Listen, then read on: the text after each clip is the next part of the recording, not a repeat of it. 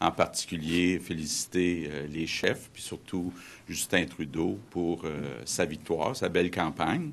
Mais ce dont je veux surtout vous parler aujourd'hui, c'est du vote au Québec.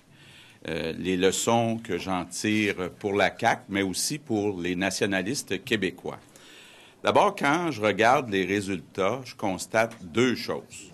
Premièrement, comme en 2011, l'écrasante majorité des Québécois a voté pour un parti fédéraliste.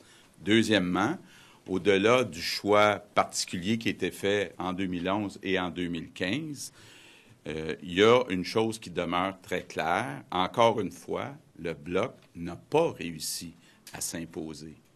Plus de 4 Québécois sur 5 n'ont pas voté pour le Bloc québécois. À 19 %, c'est la pire performance d'un parti souverainiste depuis 45 ans, pire encore que le score de 23 % du Parti québécois en 1970, lors de sa première élection. Gilles Duceppe a fait preuve de courage, il mérite notre respect, mais il faut aussi reconnaître que son retour n'a pas changé la tendance lourde. C'est un symbole fort. On le sait depuis 2011, aussi depuis 2014 et encore plus maintenant en 2015, le mouvement souverainiste est en crise. Une crise historique, une crise structurelle. On n'est pas devant une petite crise passagère. Il y a un fil qui relie la défaite du Bloc québécois en 2011, la défaite du gouvernement du Parti québécois en 2014 et la défaite du Bloc en 2015. Et ce fil-là, c'est un déclin de l'idée de l'indépendance du Québec. Il y a un fil qui relie la défaite du Bloc québécois en 2011, la défaite du gouvernement du Parti québécois en 2014 et la défaite du Bloc en 2015. Et ce fil-là, c'est un déclin de l'idée de l'indépendance du Québec.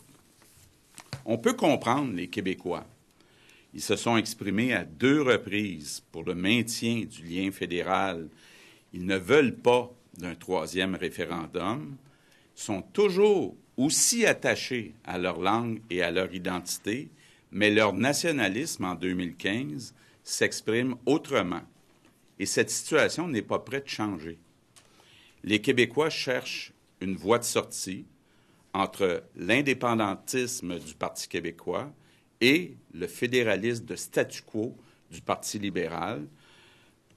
Ils veulent une alternative nationaliste forte qui aura la maturité et la flexibilité pour faire des gains à l'intérieur du Canada. Ils souhaitent que les nationalistes se regroupent, qu'ils fassent cause commune, pas pour promouvoir l'indépendance du Québec, mais pour que le Québec ait plus de pouvoir et d'autonomie dans le Canada, notamment dans les secteurs névralgiques comme la langue et l'immigration. Pour moi, c'est clair, le nationalisme québécois est mûr pour une refondation majeure. Pas autour de la souveraineté, mais autour d'un programme plus pragmatique, plus rassembleur, qui va se construire à l'intérieur du cadre fédéral. Un programme qui va sortir le Québec du déclin tranquille et qui va offrir une vraie alternative au monopole du Parti libéral. C'est à la Coalition Avenir Québec qu'il revient de porter ce programme. J'en ai la conviction.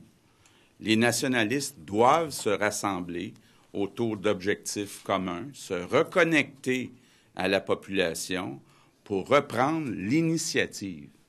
C'est aussi pour ça que lors de notre prochain Conseil général, les 7 et 8 novembre à Laval, j'en profiterai pour déposer une proposition importante en matière constitutionnelle, une proposition audacieuse, rassembleuse, qui va redonner aux Québécois le goût d'agir et le goût d'avancer.